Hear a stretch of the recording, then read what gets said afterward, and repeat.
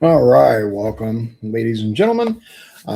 First, community announcement: Sugar Bowl has closed. Those of you guys who attend the Michigan City Conservative Action Group meetings, they will be moving to, at least temporarily, Mimo's Pancake House. Memos. I don't know. It's an Evergreen Plaza. Every Thursday at 8 a.m., but the main ones are the first Thursday of the month. So I don't know exactly what happened with Sugar Bowl. I have a thing, but essentially a price wasn't agreed upon. There was litigation. It didn't go in favor of the people that would have allowed the group to stay. So they moved. The other thing that I wanted to talk about was we had the Lincoln Day dinner last night, LaPorte County's Lincoln Day dinner. It was held at the Potawatomi Country Club, and it was interesting. It was certainly a unique experience. There were a couple of people there that we had a good time with. Luckily, our table was filled with people that I personally get along with. So it worked out. We got to actually have a table with Elise Nishala, the comptroller of the state of Indiana. She came. She's so nice. Oh my God. Like, I like her. I wasn't sure about her when she ran for, I think, auditor, or I don't know, something, treasurer, auditor, something, treasurer, whatever. I wasn't sure. I didn't know much about her.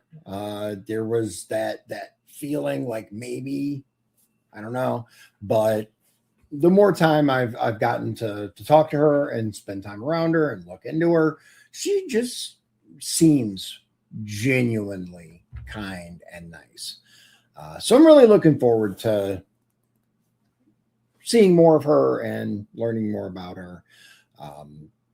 So we had some silent auction items. So for those of you not familiar with Lincoln Day dinner, it is the number one fundraising event for the party. That's how the most of the money comes in that is then supposed to get candidates elected. Last night we had a good turnout. Big, local names. Everybody pretty much came there. There were a few notable exceptions, people that didn't come. I'm going to talk about something that happened there at the end when I talk about the races. But my wife was in rare form because someone lied, and they are a congressional candidate. And I was mad, but I wasn't nearly as mad as she was. Holy. But we'll get to that. And you know what? I'm just going to cover it now. So we pull up, right? And there's some backstory here, which I'll get to in a second. But we pull up at the event, and there's a gigantic RV sitting in the parking lot. Now, that's interesting because the individual with their name plastered on the side of this RV was actually specifically told, don't come. But more importantly, they did not buy a ticket to the event. They actually tried to hustle a ticket and tried to throw my wife under the bus as if it was her fault. So we pull up, and like I said, there's some behind the scenes stuff here, but the short version is the guy didn't buy a ticket. He claimed he bought a ticket, but he didn't. And I'm talking about Shanky, however you say his damn name. I was going to try and be fair and have everybody on the show and all of that. No, you lied about my wife. Go to hell. I control who comes on my show, and you ain't coming on. We pull up. His RV is parked there. I'm like, that's weird. Woo! You could feel the energy from Liz when she saw it. She's like, what? So we go in, and he's standing there, and he's, again, trying to finagle his way into the dinner. It's not even about the attendance. It's about the fact that he claims he bought a ticket when everyone, look, my wife handled the event right. That's the only thing that she did for the event, but she did set it up online so that people could purchase tickets online. That was the point. She reviewed all of it. She knows who bought tickets. She recognized all the names, sans one who she found out who that was. None of these people were the individual that was there. Again, trying to finagle to get a free ticket. No, absolutely not.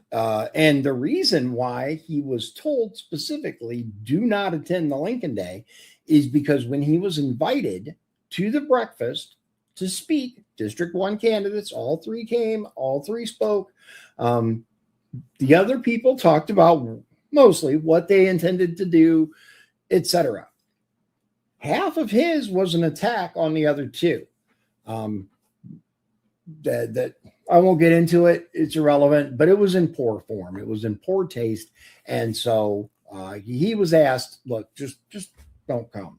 Not only did he try to come, okay, fine, but he tried to lie and say that he bought tickets. We ain't having that. So luckily, she was able to, she being my lovely wife, was able to keep her temper mostly in check and politely tell him to suck eggs or, GTFO or whatever. Look, the big event, the big thing at the Lincoln Day dinner was the appearance of a Trump impersonator. A little bit of, you guys don't need the audio. I'm just going to show you. His name is Bob DeBono. If you go on Facebook, Bob DeBono Live, you can see some of his events. You won't be able to hear it. Yeah, this is from the event right here. This is Coral. Hold on. You guys could actually get this. Hang on. Give it a second. Okay, yeah. This is from the event. Here we go. I'm with a great woman. Her name is Coral. And a tremendous person, smart, talented, and beautiful. And tonight I'm announcing she's going to be my fourth wife. So that was one of the jokes that he told, and it's all well and good.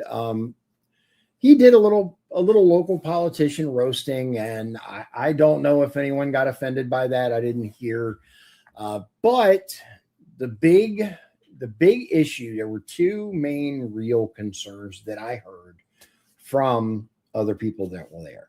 The number one was that there were children present. There were a couple of kids that got invited. One was the Congress, Rudy Yakim's child. The other, at least, was Chuck Watterson's daughter. And allegedly, this individual was told to keep it clean because there would be kids there. A bit was too crass. Some felt that other bits were disrespectful. A friend of mine actually got emotional over a particular joke that this guy did. And that I'll tell you, it's, the whole I'm the best, president ever. People tell me I'm the best, not, maybe better than Lincoln, because Lincoln didn't get back up when he got shot. So now bear in mind, ladies and gentlemen, this is important to remember, the White House press thing hadn't happened yet.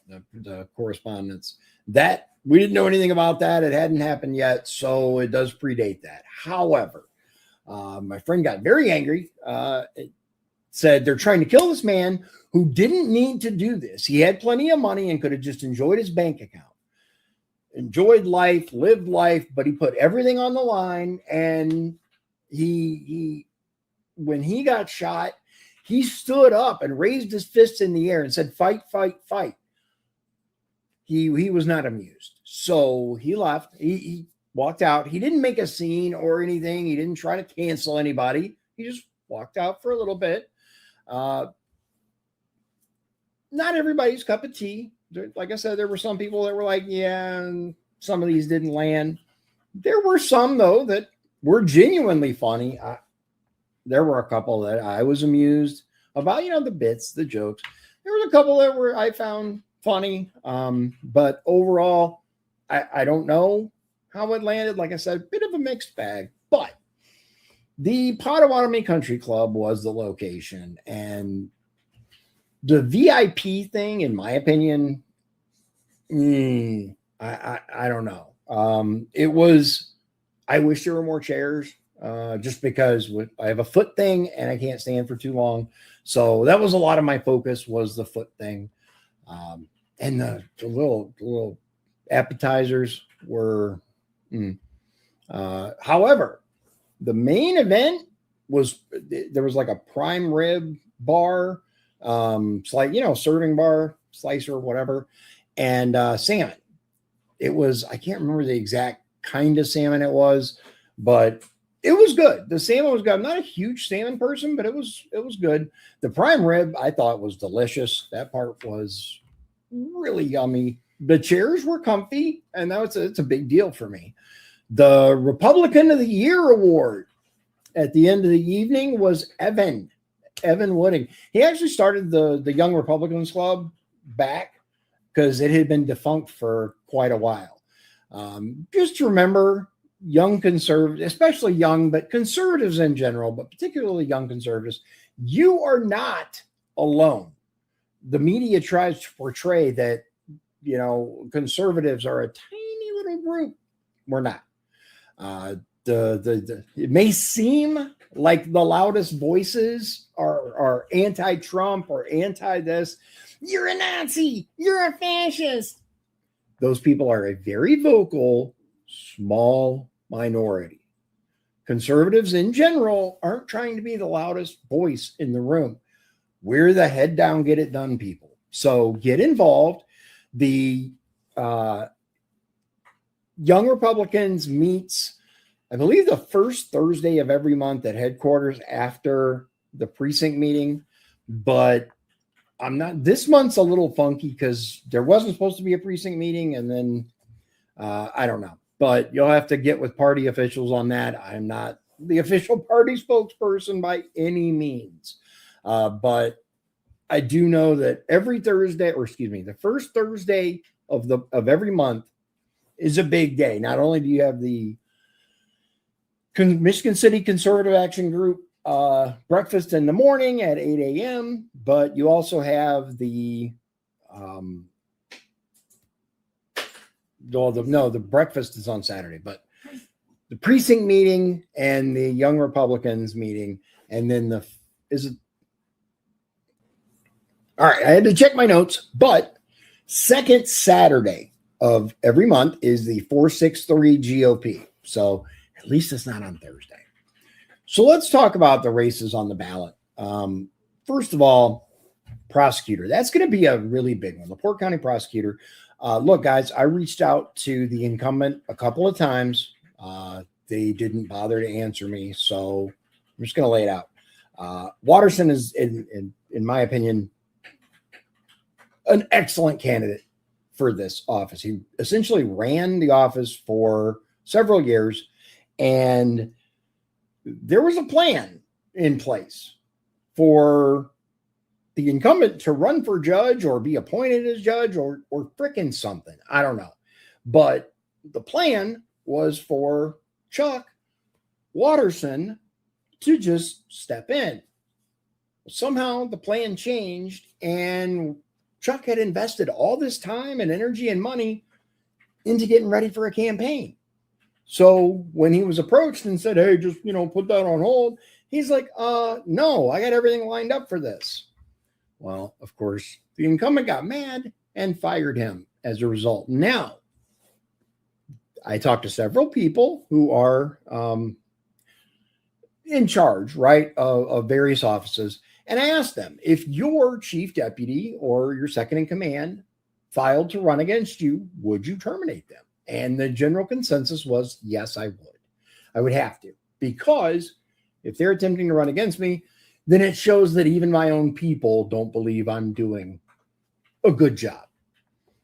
So, yes, the termination, but it was just shitty, man. It just was. And there are a lot of things going on behind the scenes with that.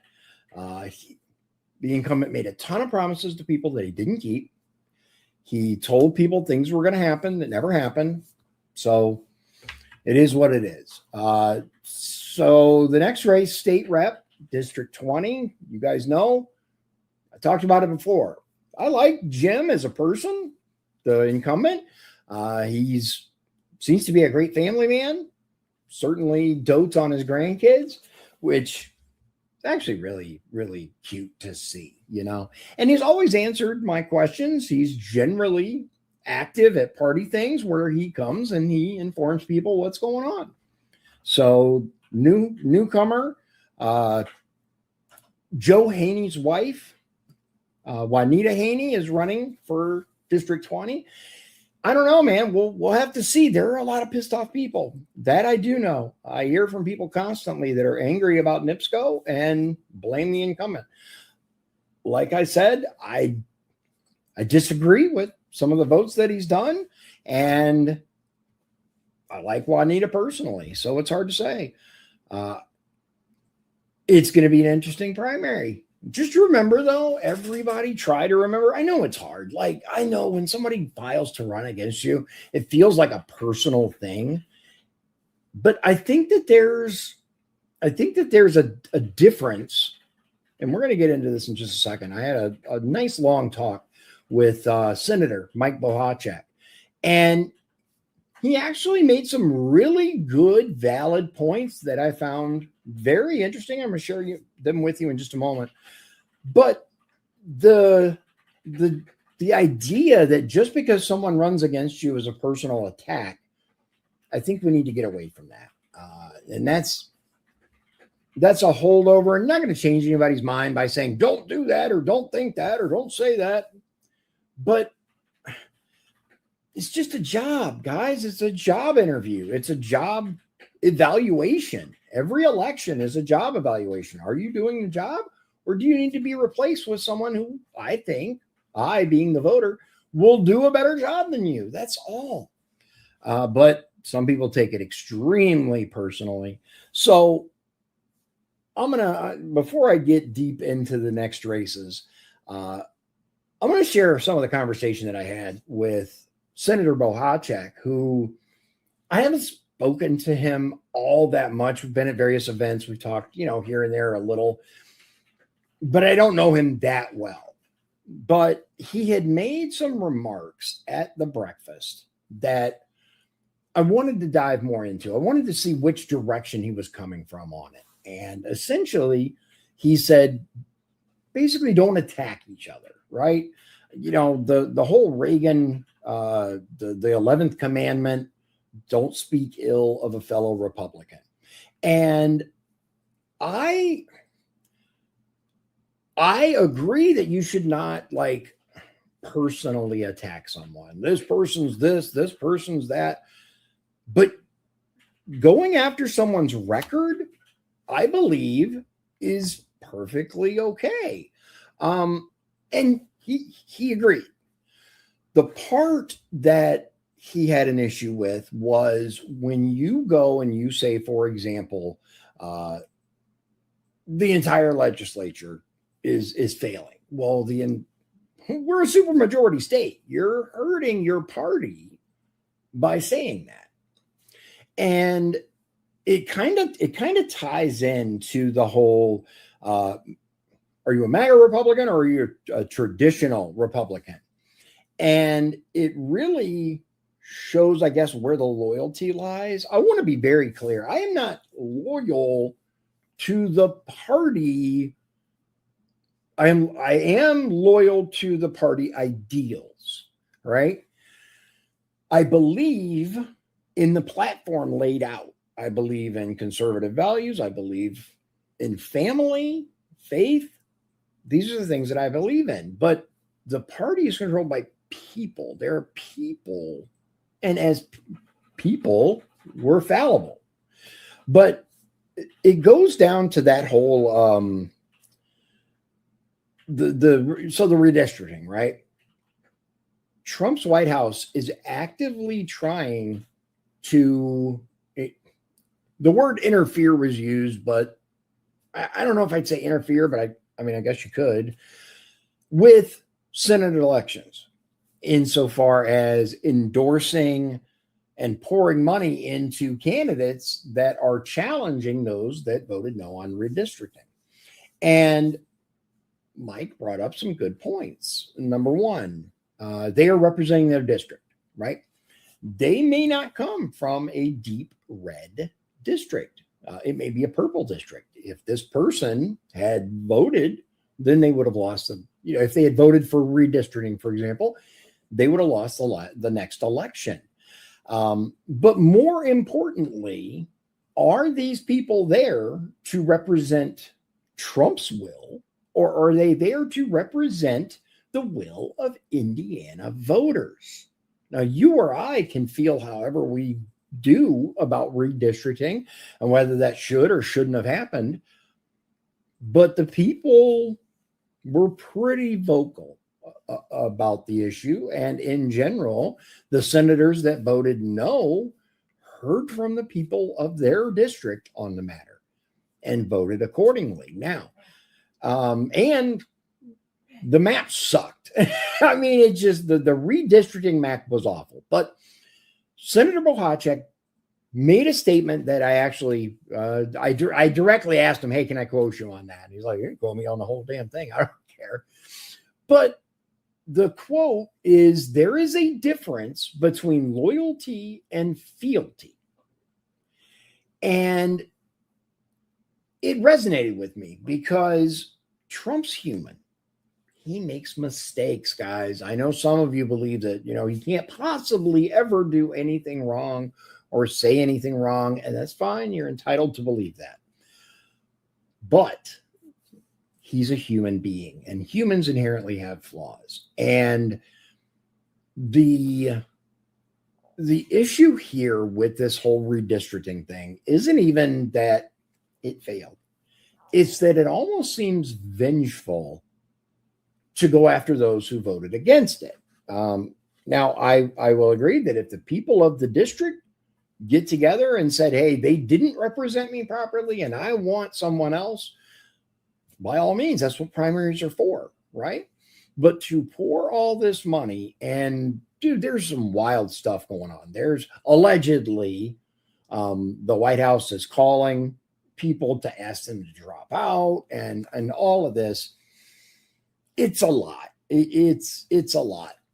And regardless of how you feel about who's in the White House, here in Indiana, we're a little bit removed from that DC lifestyle.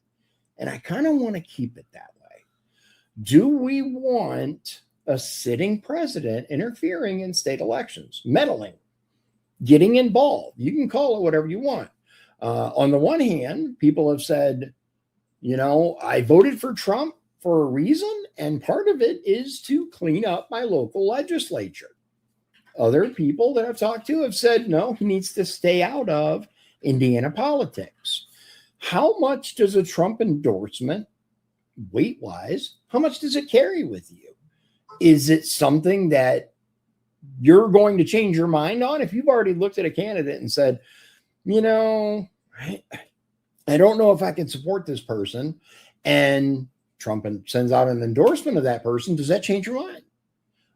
The general consensus that I've found from talking to people is if it's for a federal position, then yeah, I'll listen to what Trump has to say if they endorse a person, because I want them to get done federally what I expect. I want them to move the Trump agenda forward, the MAGA movement, whatever.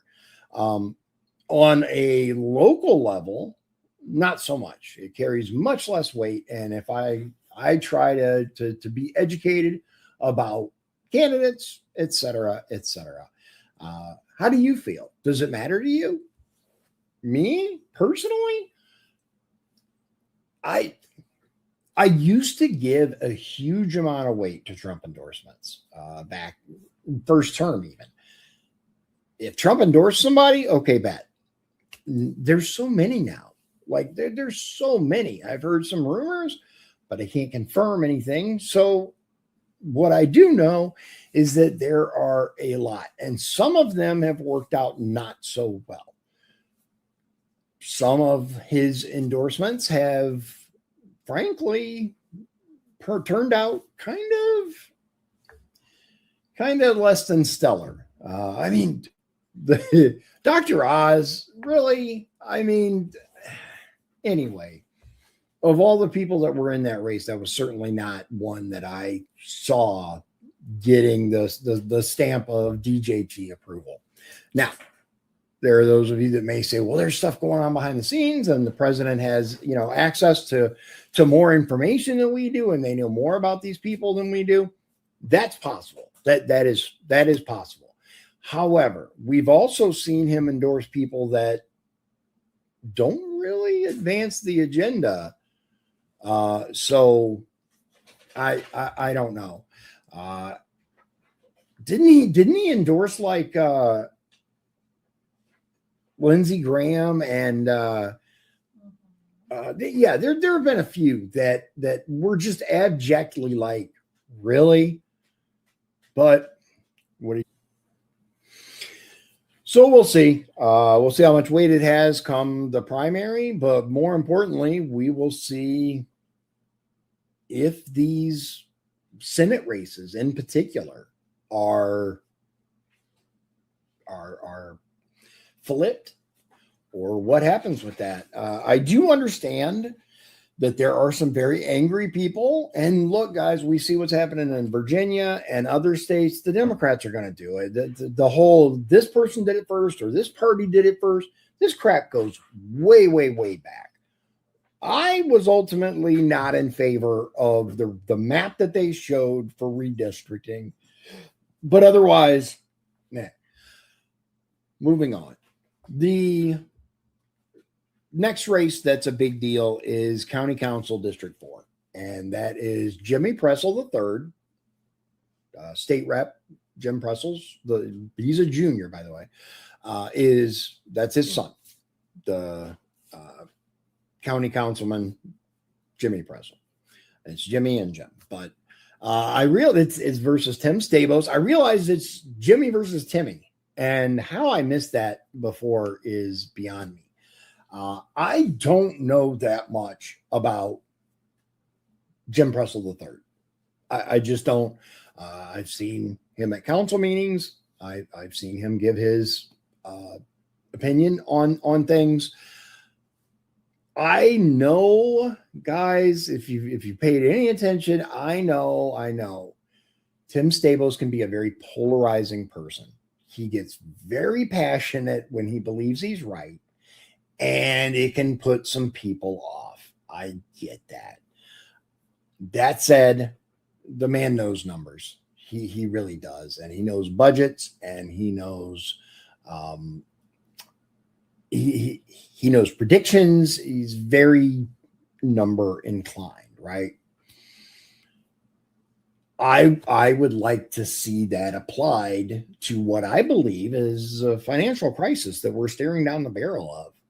Guys, LaPorte County's in trouble financially.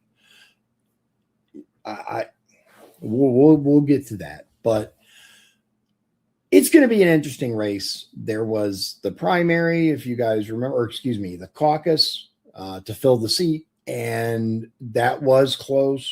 So the primary should be interesting. Now, for probably I can't even say the biggest because they're all really big deals. They all affect a lot of people and a lot of things. But the county commissioner race, Gramarossa versus Slaybaugh. So let's talk about the consequences of county. First of all, I'm just going to go ahead and address this lawsuit. Connie never forgave me or my wife for daring to not get her permission to run for commissioner. Look, Connie won the primary. congratulations. We thought it was over. As a matter of fact, my wife actually jumped in and helped her after the primary. She shared posts. She worked events. She put signs out for her, messed her brand new car up with signs for Connie.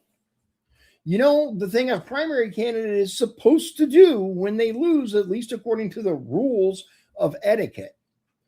Was it over? Oh, no, not even close.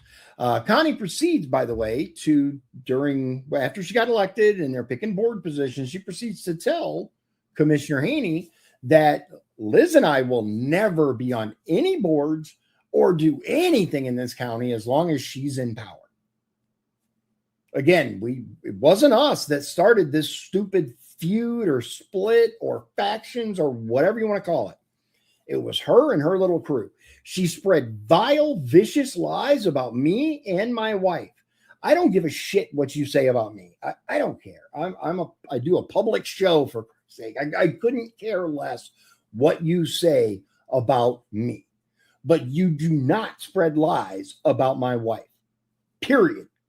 That was unacceptable. And I quickly learned and realized what kind of person she really is. She has left a trail of burned bridges in her wake. Most of the LaPorte County Republican leadership is people that used to consider her a friend until she stabbed him in the back and occasionally, sometimes right in the heart while smiling. Al Stevens, the chairman, was fired from the highway department. Why? Because she got mad at him. Partly because they refused to fire me. Why did she want to fire me? Well, aside from the perceived slights, there's the county car incident. There are some important aspects to consider here. Number one, she took the car without permission, period. You're supposed to have permission to take it out of the county. She did not. Now, the claim is, oh, her kid was in the hospital. Moms know. And look, her kid is an adult. He hadn't been rushed by ambulance. He hadn't been in an emergency situation. He'd been there for days already beforehand. How do I know? Because she had posted it on Facebook back when she used to actually post stuff. You know, she was all over the social media until she got elected. I happened to share the post that Joe Haney had posted, telling the county what the heck had happened. And we had a discussion at the party meeting, the precinct meeting, about what we, as the Republican Party of LaPorte County, wanted to do about it. Because it wasn't a good look. It wasn't just that there was an accident. It was an attempted cover-up. There was a forgery charge, claim, whatever. And you guys, if you haven't read the reports, do so. You haven't read the prosecutor report, do so. Look, she has her supporters. I get that and I understand that. But you guys need to understand that Gramarossa isn't being targeted because she's a woman or because she's this race or that person or this whatever. It's because she's a petty, vindictive, angry person that seems to make it her mission to aggressively punish anyone that doesn't immediately bow to her. Yeah, the last race, it was racism. I am not against Connie because she won an election. I am now against her because she chose to abuse the power of her position and target people that disagree with her. Guys, go to truthaboutconnie.com. You can see all of the facts laid out for you right there. It's not my website. I didn't share it. Create it. I'll share the hell out of it. I didn't create it, but it's facts. All of it's facts. Again, truthaboutconnie.com. Go there, learn it. But either way, one way or another, get out there and vote in this primary or stop complaining. Stop complaining about all these various things between NIPSCO costs, data centers. Look, people that control that stuff are up for election. That's all I'm going to say. Choose who you want, who you align with, who values align with, and choose that person to represent you. It's that simple. Look, guys, as far as the lawsuit goes, I told her attorney, I told her, and by the way, remember, guys, back when she ran, the entire point was getting rid of Shaw Friedman. He was the attorney for the commissioners, and people didn't want that anymore. So she said she'd get rid of him. She got elected, and publicly he's gone. But it's interesting how all this work keeps getting farmed to him, including this lawsuit. During the negotiation phase, we were negotiating with Shaw Friedman on behalf of the county of LaPorte and the people named in the lawsuit. What? Yeah, absolutely. And I told them, guys, I don't care about the money. I don't care. I said I dropped the whole thing for a public apology. Done. Acknowledge that you screwed up, quit doing it, and let's move forward. Of course not. Of course not. And that's because that's what she's all about. That's why I don't support her. It isn't because any of the other stuff. We helped get her elected. I worked for her. My wife worked for her. Once she won the primary, we got out there and we helped, because that's what you do. That's why my wife is now a party officer, because she sucked it up and she got to work and she joined the team. And it sucked. Oh my God, it was awful. But that's what you do. That's what you do. And she did. And now she's the party secretary. She's the secretary of the 463 GOP. She's got a governor's appointment to a commission. She's a commissioner. I mean, it's not, but it's important. I forget the acronym for it. I said it before, but I'd have to bring it up and look at it to read it. Indiana Protection and Advocacy Services. It's Indiana Protection and Advocacy Services. So I passed. It passed something like that. Anyway, point is, she's on this commission because she's a team player, not because she does what the party tells her.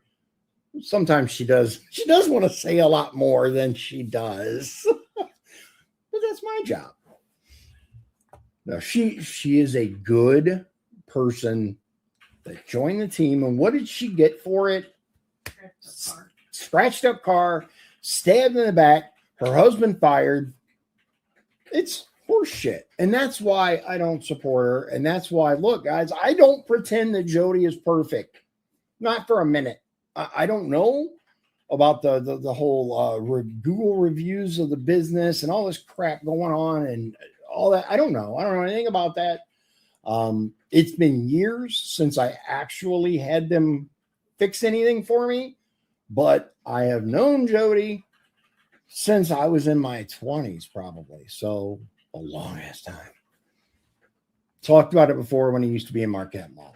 I don't know anything about that as far as the business. How good they seem very busy. I'll say that as far as work. So that's generally a good sign as someone's doing something. I've seen people post online saying, I'm a satisfied customer and I have every intention of returning. So I will say a lot of stuff gets spread around the last week or two before primary. I mean, all kinds of crap comes out of the woodwork. I'm just giving you guys the facts. Some of the lawsuit information is actually included in that website about Connie. By all means, take your time, digest it, learn who this person is. That's really what it comes down to. I don't think Jody's the Messiah. I don't think he's perfect. But if he doesn't do the job we elect him to, he will be a hell of a lot easier to get rid of in 4 years than Connie will be if she wins again. Just that simple. So the judge race.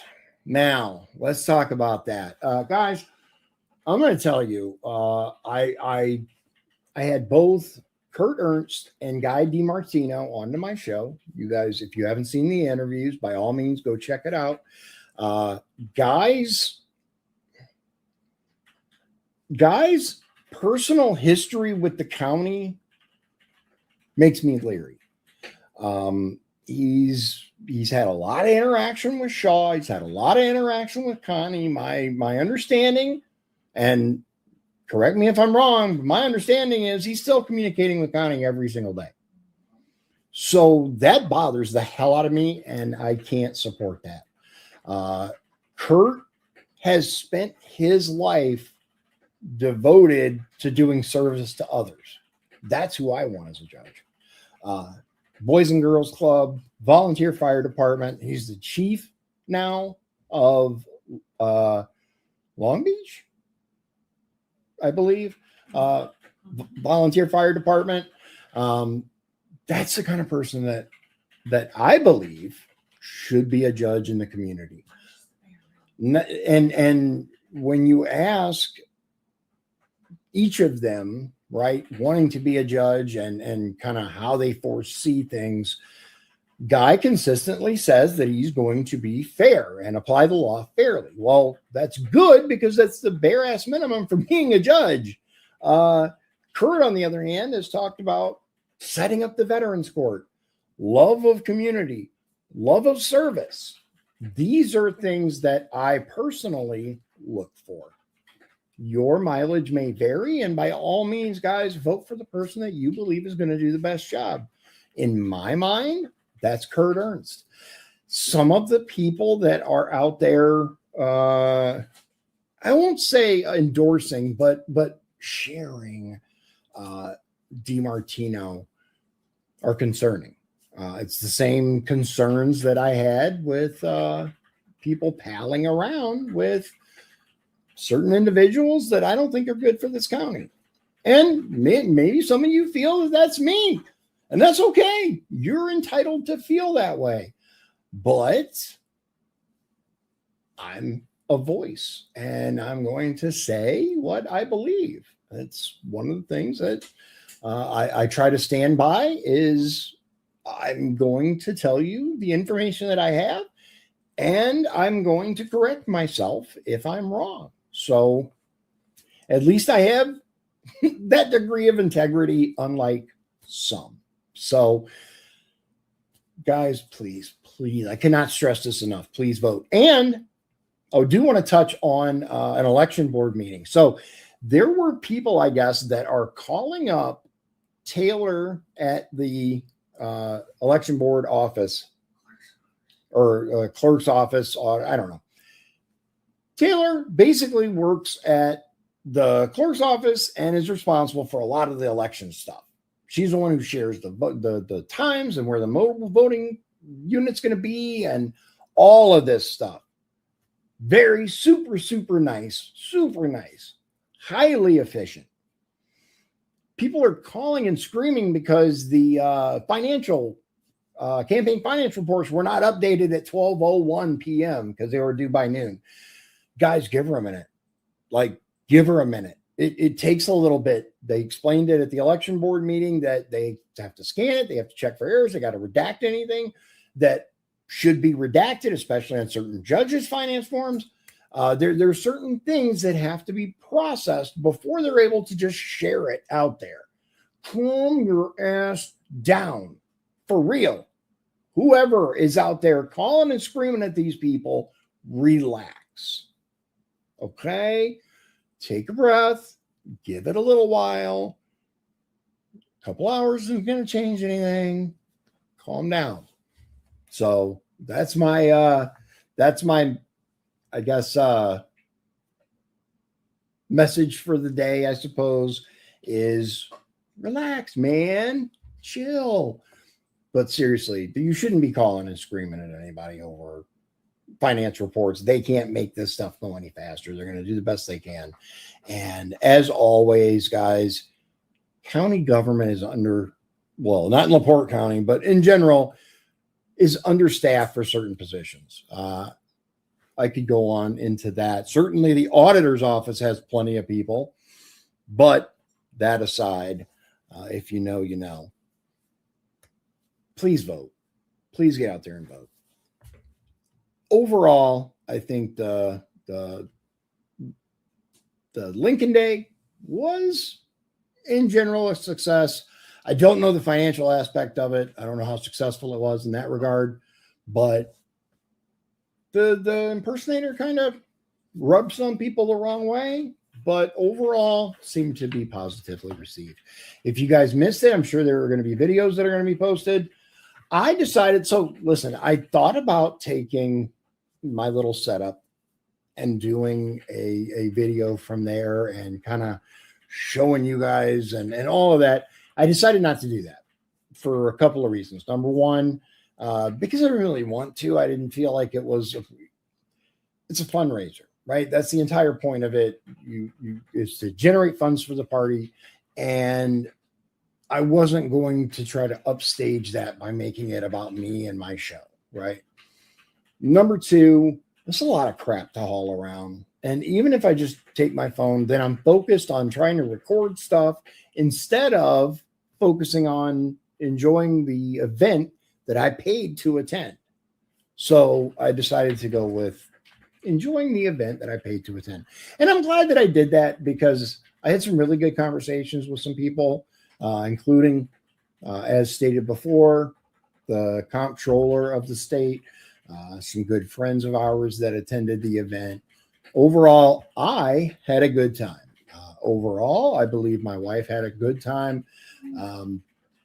The drinks were weak at the VIP, very, very weak. But we did win a couple of the open bar part, just so you know, not and I know that's kind of how it is with an open bar, but I mean, like, anyway, we won a couple of the auction items. One is really cool. I'm going to take a picture of it for you guys. It's like a little statue that has a lantern. It's like Lady Liberty dressed in the red, white, and blue. It's cool. I like it. I haven't decided yet exactly where I'm going to put it, but when I do, I'll let you know.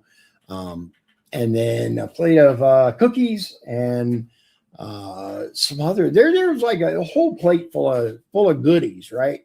And we won that, and I promptly tore into it because I have no self-control and I'm bad. I'm very bad. So it is what it is. We all have our struggles. Sometimes that's mine. But on the upside, the weather hopefully will be changing for the better here. We've had a couple of really nice days, but then we'll get several days of rain. So I haven't really been able to take my bike out as much as I wanted, but I finally got it out of Harley Purgatory, which I'll cover in another video. But that is all for this evening. I appreciate your time. Thank you. And pay attention because I'm trying to squeeze in a couple of more really important interviews before the primary actually gets here. We'll see if we're able to do that. Without further ado, ladies and gentlemen, God bless you. God bless Indiana. And God bless the United States of America. And God bless President Trump and the administration. Some of you guys may not like him. Some of you may hate him. But at no point should anyone be celebrating or encouraging violence. Stop it. That's it for tonight. We'll see you again soon. Good night.